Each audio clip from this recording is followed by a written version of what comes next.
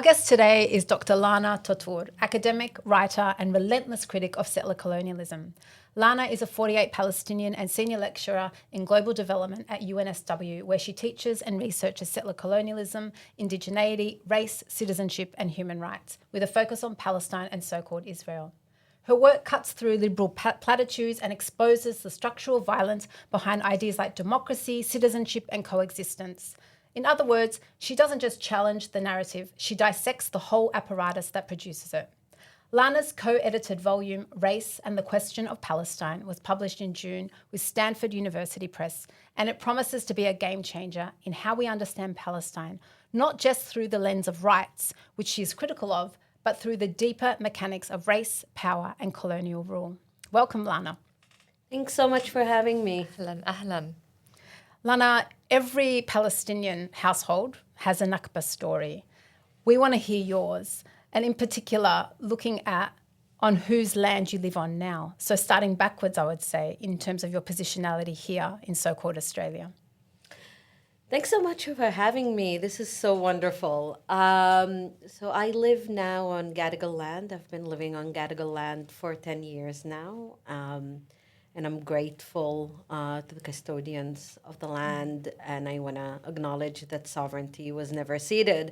And for me, it was quite a challenge, the move to so-called Australia, being born and raised in Palestine, and being indigenous in Palestine, and then moving here and becoming a settler. And learning, what does it mean to be a settler? What kind of responsibilities and duties come with that positionality in terms of the relationship with the indigenous traditional owners of the land who still are facing genocide, dispossession, and settler colonial violence. So I can't say that I have learned, but it is a process, and it is something that I'm constantly reflecting on and learning from. As for my story, yes, every Palestinian household, there is no single Palestinian household without a Nakba story. And that's the story of my family. My grandparents from both sides, my mother's side and my father's side, have their own Nakba stories. My grandmother from my mom's side was expelled, the whole family, from Haifa, and they ended up in Nazareth as internally displaced. Until now, they know where their home is. And actually, they tried to regain their house back, but obviously they couldn't under Israel's racial property laws. And she still, remembers that moment of expulsion. It's a defining moment. She remembers when they had to pick up their stuff and leave their homes. My grandfather is from Safourie, which is in Jalil. Safourie was also, all the Palestinians there were expelled. He and his brother stayed with their parents, which is a common Palestinian story because a lot of the older generation couldn't make their way out of the country. They were too old, too frail, and they often someone stayed to take care of them. And that was my grandfather and his brother. The rest of the family either got killed fighting the Zionists or ended up in refugee camps in Syria. Actually, only, I think, 3 years ago or 4 years ago, the family from Syria came to visit for the first time Palestine because they have been displaced again from Syria, from the refugee camps following the civil war there, ended up in Europe. And once they got European citizenship, they were able to come and visit Palestine on their European citizenship. And obviously you can tell how emotional that story was. On my father's side, so both my grandfather and my grandmother ended up in Nazareth, and they are there until this day. That became their home. But again, like many Palestinians, they identify with this kind of exile positionality, right? They still identify from Safuriye, from Haifa. On my father's side, they lived, the village still exists, Rene. It's next to Nazareth in the Jalil, north of Palestine. And when Deir Yassin happened, like many other Palestinians, they heard about the horrors of the massacre, and they left. And they made their way, also, again, part of the family, not the whole family. And he and my grandmother made their way to Lebanon and ended up in Baalbek refugee camp. And a few months into being in Baalbek came the Eid. And the Eid is usually a time of happiness, of community. And all the women and children were crying, they were displaced. It wasn't the happy moment that it usually is. And that broke my grandfather's heart. And he just went, we are going back to Palestine now. Pack up your things. They knew that they might be shot on the way back. So Israel, during that period, enacted what it called war on infiltration. So it rendered all Palestinians who ended up outside of Palestine, who tried to come back to Palestine, who are indigenous, coming back to their homes as infiltrators, as foreigners, seeking to enter foreign, country. And the war on infiltration was about preventing Palestinians from returning, shooting them at the borders. Shira Robinson calls it the war on return rather than war on infiltration, and I think that's the best way to capture it. They did come back to Palestine. They did manage to return. So, their story has many elements of the Palestinian story, which is the exile and the, being refugees and expulsion, but also it has one element that is denied from most Palestinians, still is denied from most Palestinians, and that's the return. But when they returned, they were lucky to find, their village still there, their house still there, but they returned to a new reality. Palestine became Israel. And they were, the natives of the land, they became illegal aliens under Israeli law, which meant that they were rendered as, that needs to be deported. And Israel had a massive network of collaborators, which often it blackmailed into collaborating. They called them abukis because they'll always be with, hooded with a black bag on their heads, and they'll roam the village and tell their Israeli operators who is an infiltrator in the village, right? And my grandfather was constantly, marked as infiltrators. So their house was raided repeatedly. They actually had a hole in the back of the house where he would hide, and there was a straw for air. But he was expelled several times they would expel them to Jenin, which is now which is the West Bank, then Jordanian territory, and every time he will make his way back. At the end, the story was they managed to get permanent residency that allowed them to stay. And the story was that before they left Palestine, he worked in a quarry for actually a Jewish Holocaust survival who came after the Holocaust, and he testified on his behalf. So the kind of the refugee settler immigrant Yeah. is, his testimony and his help is what allowed my grandfather, who is the indigenous person in the land, to remain in Palestine. They were naturalized as citizens only in the 80s.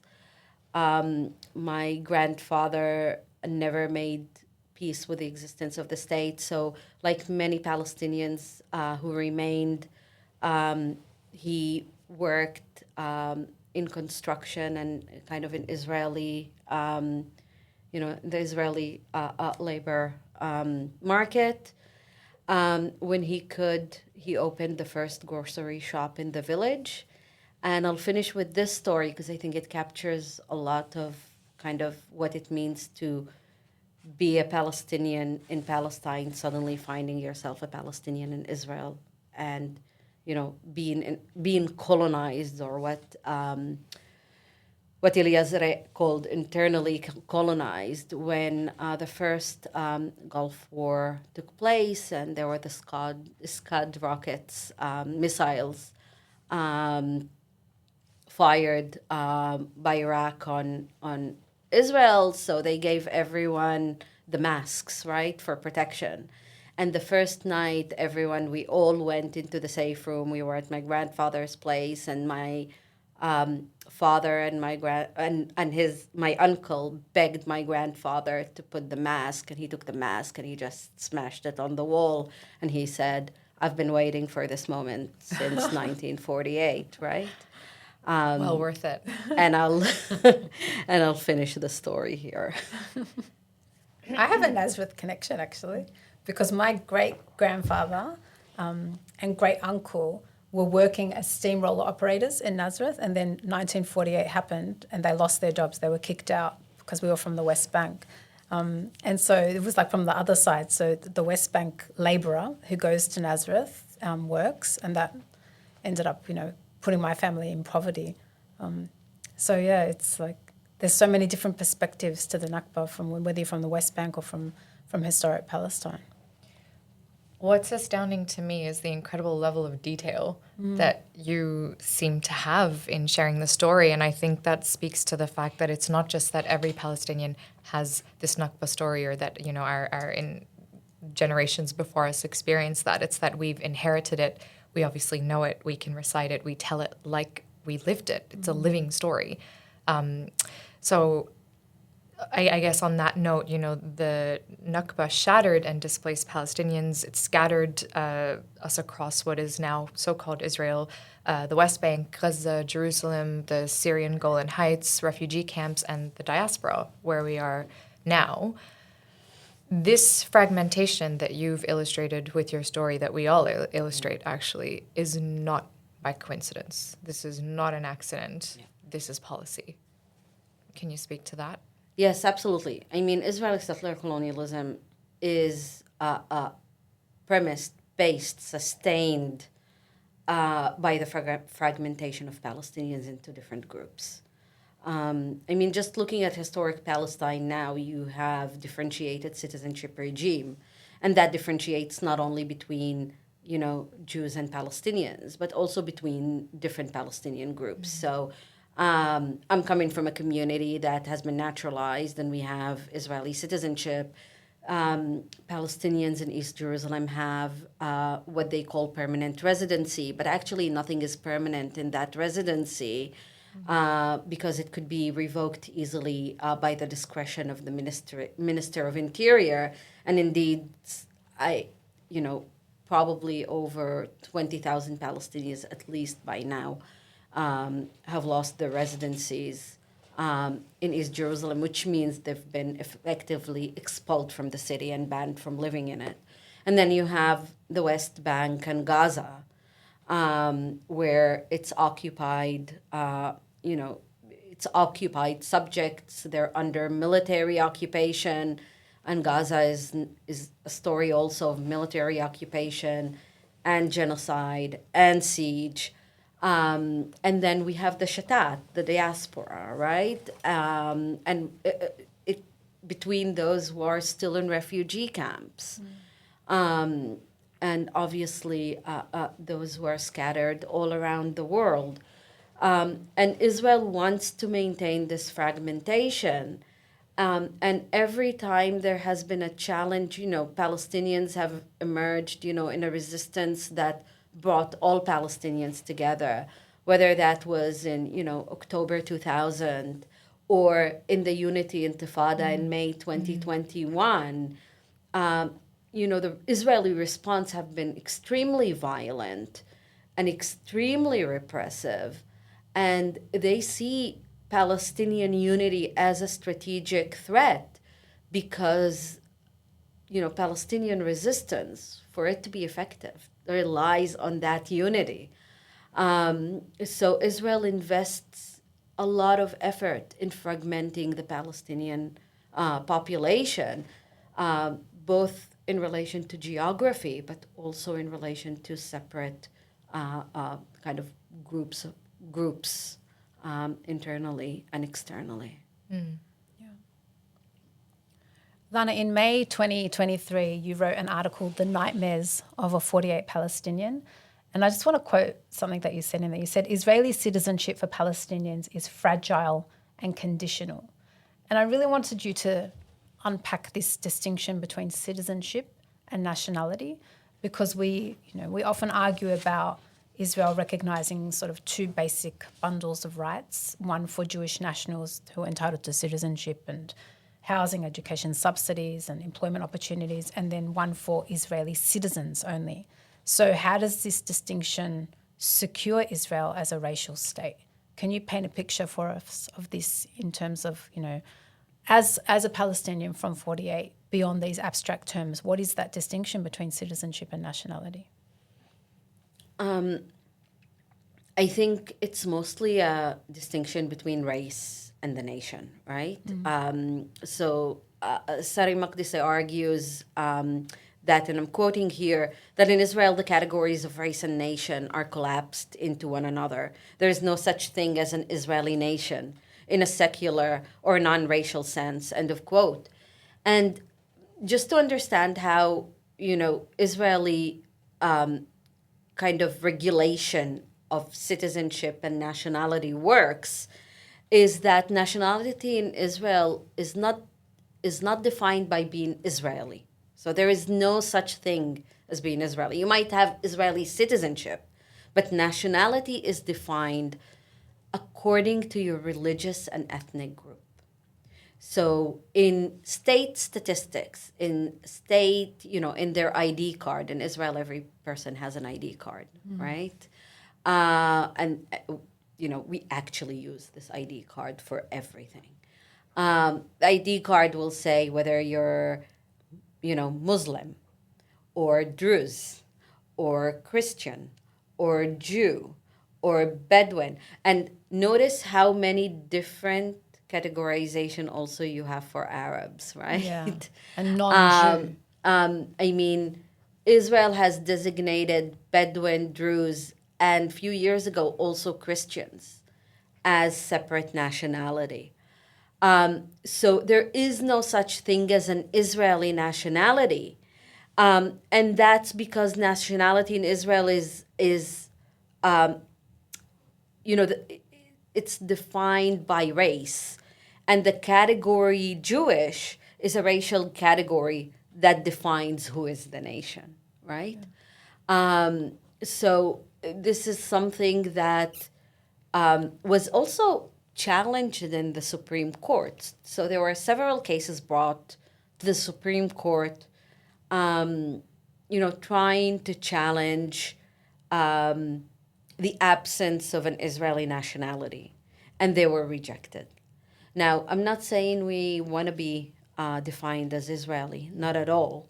Actually, many of those cases were actually brought by Israeli Jews themselves who wanted to broaden the category of Israeli to include more than Jews, right? To secularize it or de-racialize it. not that I think it's possible. I don't think you can de-rationalize the category of Israeli. And, Palestinians in Israel have never really fought for nationality to encompass, to become part of the Israeli nationality. But I think this distinction is important if you want to understand the architecture of the Israeli state as a racial state. It has been a state that has been, designed as racial from the very, very first moment. And the only category that matters is Jewish. This is, I think, something that is significant to understand about Israel and to understand to what extent it is exclusionary to the level where, the citizenship in a way is technical, but it is the nationality that matters, because the category of nationality is the category that can racially distinguish between Jews and non-Jews, between Jews and Palestinians. Building on these distinctions and categories, which rely on and are served by these linguistic obfuscations that you've just outlined for us, we're speaking in a time where language continues to be weaponized. It is used to betray us. It fails us. Words like war and conflict and even occupation, we know, feel grossly inadequate to describe what is unfolding in Gaza right now, or I should say what Israel is inflicting upon Gaza. A genocide in real time. Yeah. Hundreds and thousands of Palestinians, as we know, have been murdered, entire neighborhoods decimated, generations massacred, and now famine, as we record this episode, has been used as a weapon of war. The death toll and the level of destruction is staggering. What is also hard to grasp is the psychological terrain. So for those that are watching, witnessing, translating, interpreting, resisting in this moment. So the question is, you speak Arabic and Hebrew, and you are interpreting and tracking what's happening in Gaza in both Arabic and so-called Israeli news. So how does that intimacy with the news from those points of views of the perpetrators and the victims, impact how you're processing what's unfolding? That's a really good question. It took a while, but we got there. It's a really good question. Yeah. Look, I follow Israeli news. I follow Israeli Telegram groups. I follow Israeli Facebook groups. I even follow Israeli parents groups on Facebook, because it's such a because it is a lens into Israeli society and the psychic, right? I also, follow even the critical Israeli scene, and critical, let's put it in quotation marks. I think, it's important. Israeli society has always been a racist society. It has always been a violent society. But there are nuances, right? The level of racism, the way racism is being articulated, the level of violence, the way violence is articulated, takes different shapes across different historical moments, and also among different Israeli groups. Following Israeli society now, so Israeli society has become particularly, there has been escalation in the kind of vulgar type of racism, at least from the early 2000s, if not before. So there were always racism. There was the more kind of liberal racism, and so on and so forth. But there is a vulgar type of racism that is so crude and so honest in its brutality that has been developing. And following these groups during a genocide, first of all, it's understanding how they got to the stage of genocide, how they got to the stage of such severe, deep dehumanization of Palestinians, where Palestinians completely don't exist as humans, where they are celebrating Palestinian death. They celebrate Palestinian kids being, starved to death. You see skeletons of Palestinian kids, and they'll be mocking them. The TikTok videos and the social media TikTok celebration. videos, everything. They'll see houses destroyed, and they relish and they take pleasure out of it. This is a society that is genocidal. I mean, we know that being genocidal, but it's beyond racism. spectrum. It has, their racism has reached that genocidal end. But also, what is so striking is the level to which they are claiming victimhood while committing genocide. You go through and you read and you follow groups, and they honestly believe that they are the victims, that they are protecting themselves from, Palestinian Nazis. I mean, there is also that kind of delusion that is so dangerous that is happening there. Which a severe cognitive dissonance, almost severe. It's quite remarkable, but you know what? What is really, first of all, I think it is society without, beyond redemption. Irredeemable, yes. It's completely irredeemable. And I try to imagine a day after the genocide. I keep thinking about Germany in that context. And, the decades after the Holocaust and the attempts to reckon, not that they've done it so well. They're doing, okay, let's leave Germany aside. But I'm trying to think to imagine whether at some point Israelis, a decade from now, 2 decades from now, would recognize that they have been committing at this moment, looking back, genocide.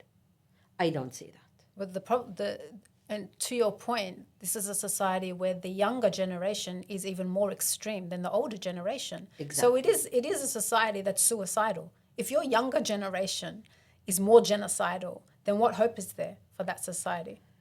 It's a society that completely lost its humanity. And Totally cut off. I mean, we are losing as Palestinians so much in Gaza, right? Like with Gaza, I mean, the loss, but we have our humanity. We have our humanity. You say that in They the prisoners. are a society that have lost its humanity. And I think there is no coming back from this. You can't come back from genocide. I'm not saying just the legitimacy of the Israeli state, but even as an Israeli society. I mean, I was talking about the Israeli parents groups, and maybe I'll finish with that, right? I see post after post about why are our kids so violent? And they share stories, and there are hundreds of these posts. You mean our kids as in Palestinian? No, why kids. their kids? Why Israeli kids? manifestation So of- Israeli parents, they share stories of their kids being, rude, extremely violent, and so on and so forth. And you see dozens of these posts, if not hundreds, with then hundreds of comments. And you kind of go, really? It's like, what happened to this generation? You're committing genocide. Yes. You've been occupying and controlling and colonizing, a population for over 75 years. That's the consequence. But they don't add up because they're the victims. And that violence and that cognitive dissonance, this is one of the ways in which it manifests on a day-to-day. That's the cognitive dissonance that sustains it. They can't make the connection that violence is rooted in, and it's in their bodies. Yeah. And it's like what's fascinating is it's genocide denial whilst at the same time genocide incitement. How do you reconcile that? What I wanted to ask was, in our media, in Western media, the perception is that Israel is a society that is fighting itself against those genocidal tendencies. It's got, dissenting voices. It's almost as though the Western media is going out of its way to ignore the very clear admissions and confessions that you, as a Hebrew speaker and listener and reader, can see on a day-to-day basis. I mean, it's not a secret in Israeli society what's happening when you have protests defending the right of soldiers to rape Palestinian prisoners, or when you have people going out with their children to have barbecues outside of Gaza or to stop aid trucks. But we don't hear about that here. We only hear about the genocide denial, not the genocide incitement. I think this is a really... No, go ahead. No, I was going to say, I mean, wouldn't you add... I'd go so far as not just say ignore, but absolve. Extend that to the complete absolution and give them complicity. Yes. When have you seen Western media focusing on, these really brutal forms of Israeli violence, Israeli racism, Israeli vulgarity? I mean, a doctor has been raped to death, and many others are being raped as, a weapon of war. It's systematic. The UN Independent Commission, has said that Israel is using sexual violence as systematic to its operation. I today heard a testimony that is now being referred to the ICJ. A case is being built, burying 2 Palestinian children alive. They were handcuffed. They were handcuffed, thrown into a mass grave in a hospital. Witnesses could hear their cries until, the bulldozer covered them with the bulldozer covered them. And then they were gone. And then when the mass grave was opened, they traced those 2 children. And this case is being referred to the ICJ. They're gathering the evidence to bring it to the ICJ. I mean, medics being targeted. Palestinian homes in Gaza became mass graves. Yeah. No one is asking why baby formula is not allowed into Gaza. The Western media will never deal with that, but they obsess with Palestinian hate. I mean, Israeli society has been, the stories that come from there, I mean, just imagine if it was Palestinians. But you never see that headlines. And this is anti-Palestinian racism at work. And this is what Sarah said. They're covering up the brutality, the evilness of Israeli society. On the other hand, the public is not buying it. Because if the public would have bought it, we wouldn't have been, marching 300,000 people crossing marching on Harbour Bridge in Sydney. The public is not buying it, but anti-Palestinian racism runs so deep, and the need to shelter and protect Israel is really the DNA of so many Western countries. Colonial and powers, or former, imperial colonial powers. It's their DNA, yes. and this genocide has just proven it time and again. How do your family in historic Palestine in 48 live and work with people who are genocidal and who are open about it? Yeah. I ask that all the time. I ask, how can you? But what option do you have? But I think we need to look at it a bit slightly differently, which is, I haven't been in 48 Palestine since the genocide started. I'm going in December, so I couldn't bring myself to go. When was the last time you were there? I was there 2022. But another way to look at it is, what does it mean to live in a society where you know your coworkers, your neighbors, will do the same to you if they get the chance? And I actually want to quote Abid Abu Shhadi, who's a Palestinian activist and a journalist based in Yafa.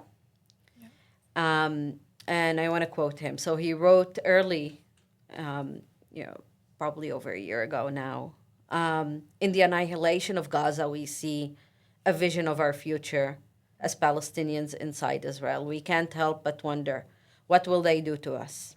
Maybe they'll put us in a ghetto like they did after 1948. On TikTok, we see our Jewish Israeli neighbors destroying Gaza, abusing and humiliating Palestinians, expressions of unrestrained evil that are not even met with a whisper of protest from Israeli society. As dystopian as it sounds, these images are our future captured on film.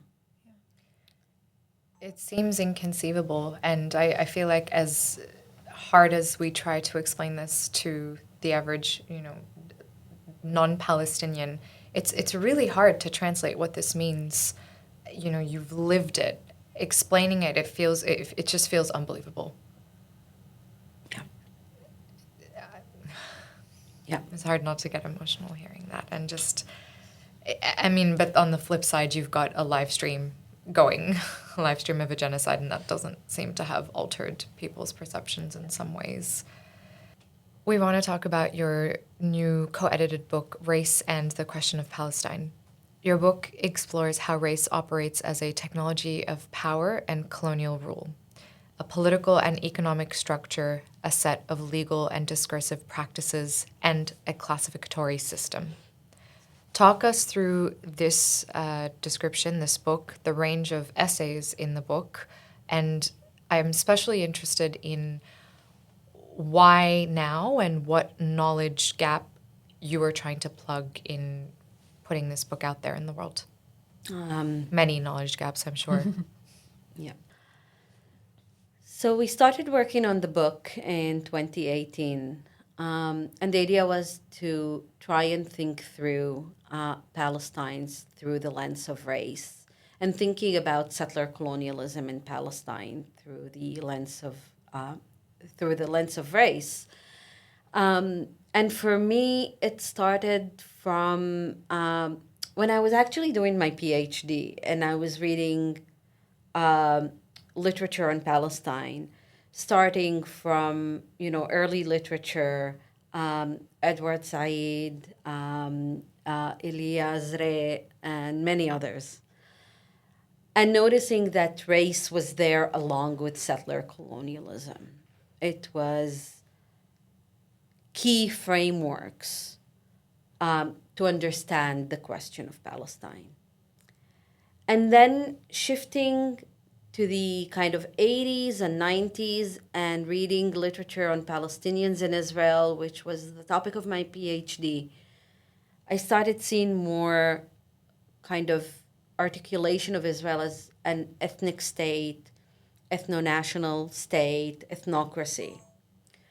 And one of the things that I asked myself is, why this shift? And what do we lose when we focus on these kind of ethnic-centered frameworks rather than race? And it seemed like for many, it's they feel much more comfortable speaking about Israel in terms of ethnicity and, ethnic privilege and ethnic superiority than actually speaking in terms of racial superiority, racial state, and so on and so forth.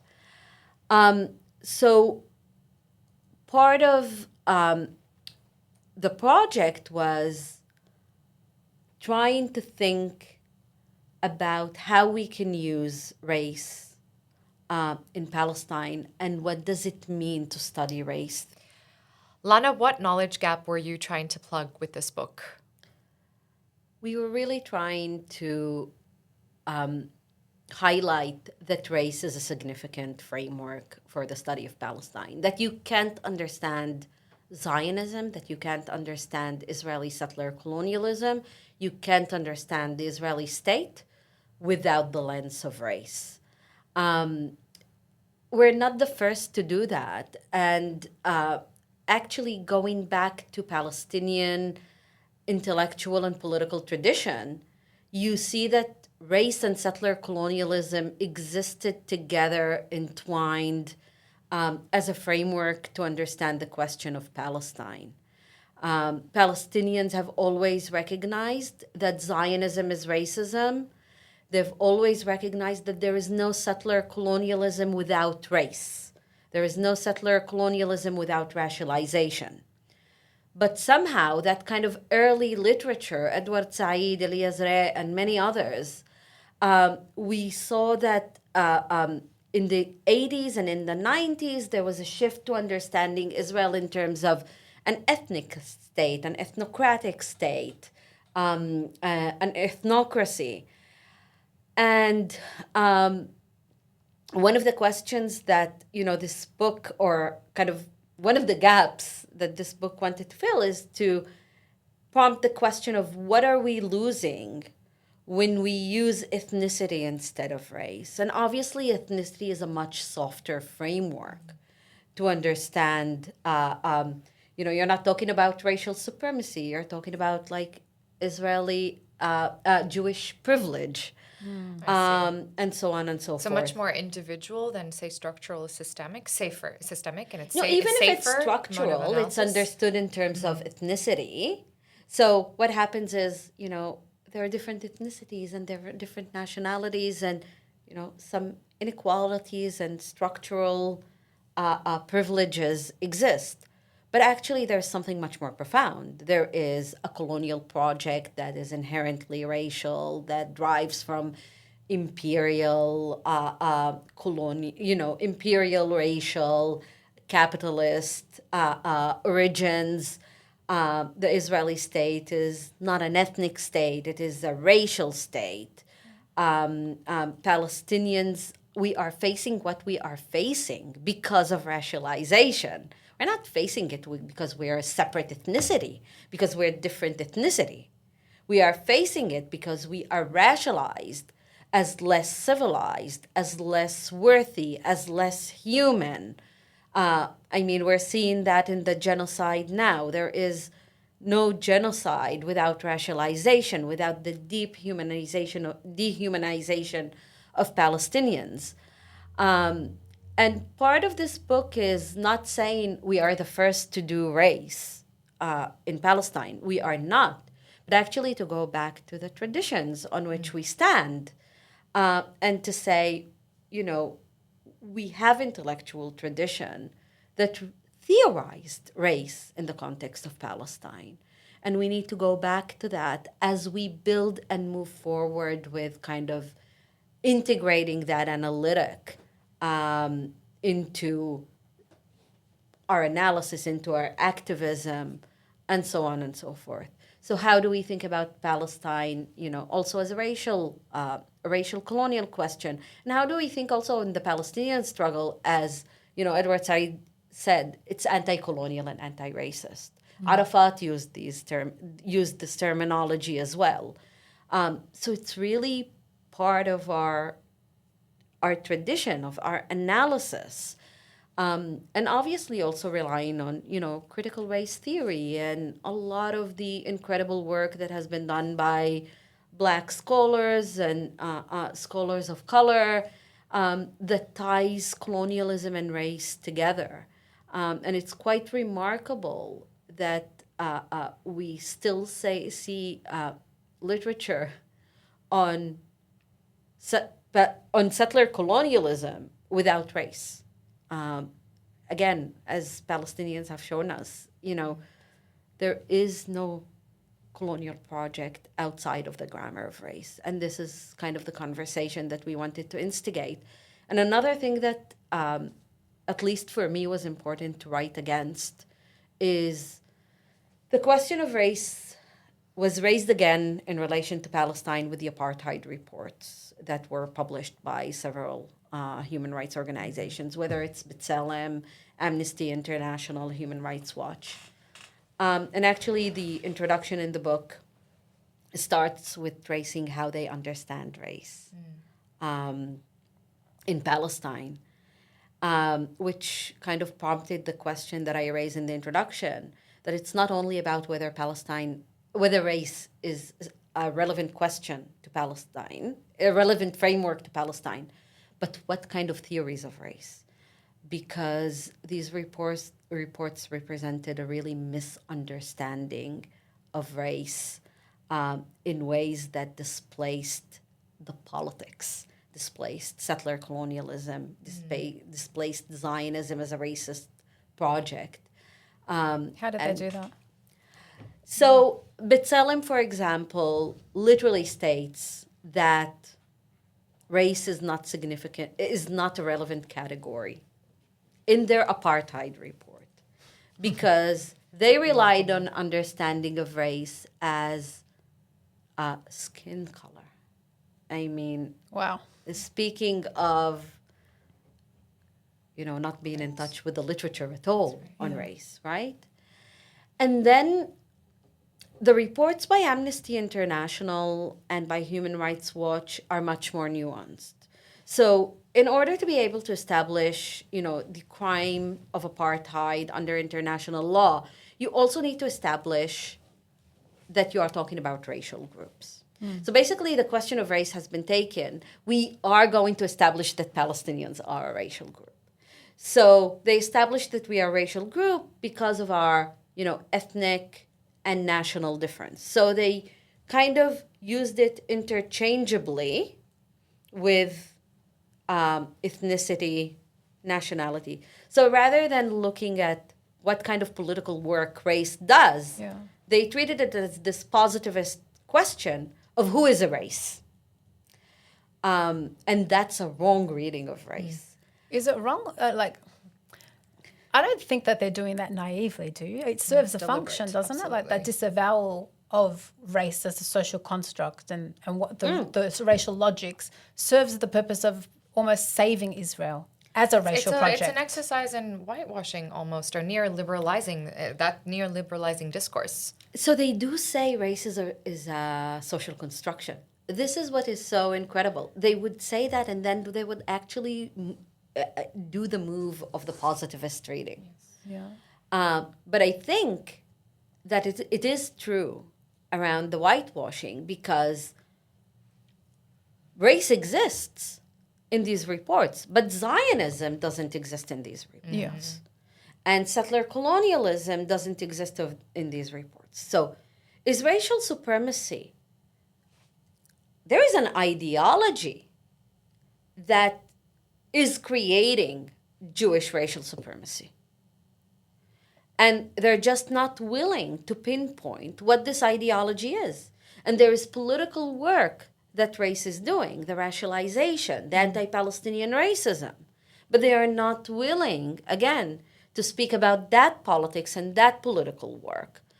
So absolutely there is, race is not understood as this politically engineered, concept that is used to advance the particular colonial project. So for me, it was also writing against this kind of understanding that has been integrated in thinking about Palestine by these reports. And part of it is also when we deal with race, as this kind of political concept, the political work that it does, then it's also cautioning against liberal readings of race, which creates the Palestinian question as this liberal question of, we'll extend citizenship to all and everything will be okay, right? We just need to ensure equality. It becomes an equality, not a decolonization question. So also the anti-racism is not tied to anti-colonialism, but is tied to equality. So the book really wanted to bring all this amazing literature, and we were lucky to work with amazing group of scholars, thinking about racial capitalism in Palestine, thinking about how racialization work of refugees, of construction of the Bedouin as a separate race, thinking about land and race, thinking about political economy of race, gender and race, Palestinian Black solidarity. So we were really lucky to bring this scholarship together. And I have to say, there is, in the last few years, amazing work coming out on Palestine that uses the lens of race, the work of Sarah Ahmoud and many others.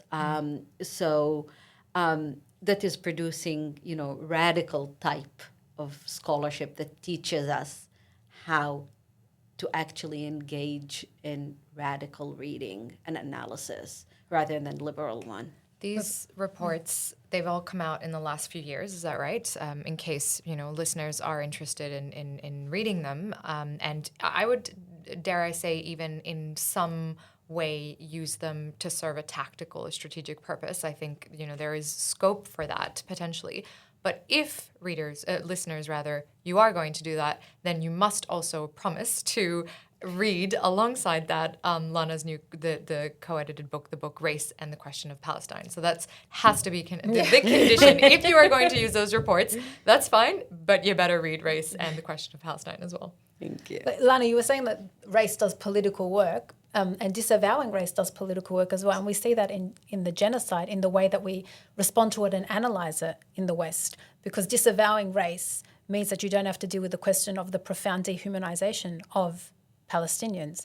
The fact that at the heart of all of this is that Jewish life is privileged and given more priority over Palestinian life. And so how can people not see that this is a racial project and that there is political work in ignoring that, because then it allows it gets Israel off the hook. And absolutely. I mean, how can we talk about genocide without race? Yeah. I mean, there is no possibility. I mean, Palestinians have been, especially in Gaza, have been completely, removed as humans from the category of humanity. Yes. And we are seeing all these institutions, whether it's our media and our governments and our universities, participating in this dehumanization and in making us the problem. So Lana, talking about the genocide and the responsibility of state under international law to prevent genocide, to affect things like arms embargoes and end trade deals and investment, to impose sanctions. What we're seeing now is states almost trying to dodge these obligations and use the statehood card as leverage. It's back in the news again, this proposal of recognising a Palestinian state. And I remember you wrote an article, I think it was maybe 2 years ago, on statehood. And I just want to quote one line that you wrote. You said, "Recognition of a Palestinian state is about saving Israel." What did you mean by that? So yes, every once in a while, the question of recognition of a Palestinian state, and come on, what is a Palestinian state without the attributes of a state, comes to the fore and is brought kind of raised by Western states predominantly. And this is, they raise it every time that the crisis is so severe and they're under so much pressure that they have to appear to take a concrete step or action and, not just statements. So this is seen as an action that they can take.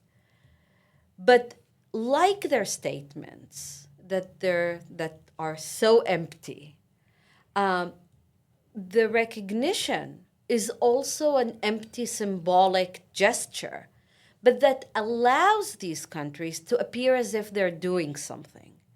So instead of doing what you said, arms embargo, suspending trade agreements, imposing sanctions on Israel, they suggest this empty symbolic action that is a facade of action. And of course, the Palestinian Authority is very happy, and then we see it also pushing forward for that recognition. But we know that that recognition is not going to change anything on the ground. And I think what we are seeing in the last 2 years is a shift in the way that the recognition discourse is being, or proposal is being promoted.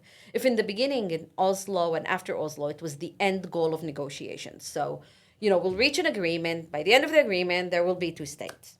Now they're saying, no, what we want to do is we want to make it the entry point, right?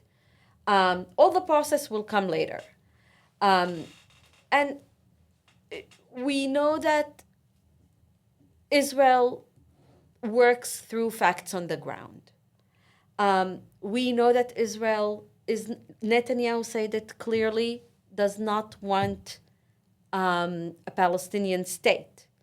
But for the West, it's all about saving Israel, because what's happening in this moment is that Israel is losing legitimacy, which means that all future political configurations are now open again in ways that they haven't before. And this is a threat to protect Israel, because they see the problem not as Israel per se, but as the Netanyahu government would be, will recognize a Palestinian state to solidify the 2-state solution. Like literally one of the world, I think it was David Cameron, but maybe I'm wrong, said that to make it irreversible. So it's really about saving Israel, protecting Israel from itself, from the Netanyahu government, rather than it is an actual recognition of Palestinian right to self-determination. But we Palestinians have moved away from statehood. Yeah. And we want liberation. That's right.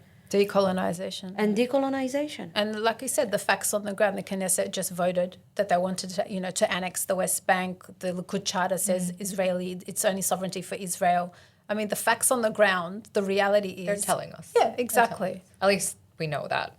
And we know with these proposals that they are ignoring. They're refusing to listen to what Israel is saying its plans are. Yeah. So it's diplomatic theater. And it's not just saving Israel from a matter of absolution, but it's also a perennial negotiating table that gives them something. They appear to be doing something to all their the people that they respond to. So for us, it's we are being seen to be responding now with this empty, hollow proposal. Imagine responding to a genocide with an empty symbolic recognition of a state while there is a genocide happen in order to take the land and displace the population. I mean, how do you respond to 2 children being buried alive with "we will recognize a state"? I mean, this is the obscenity of what we are facing now. Man, what a note to end on. Thank you. I feel like I've just been punched in the gut. It's an obscenity indeed. We were joined today by Palestinian academic Dr. Lana Tatour. Lana, thank you for being on our episode today of 2 Pals and a Pod. We really have learned so much from the conversation, and I really hope that our listeners also take away a lot. Thank you so much for having me.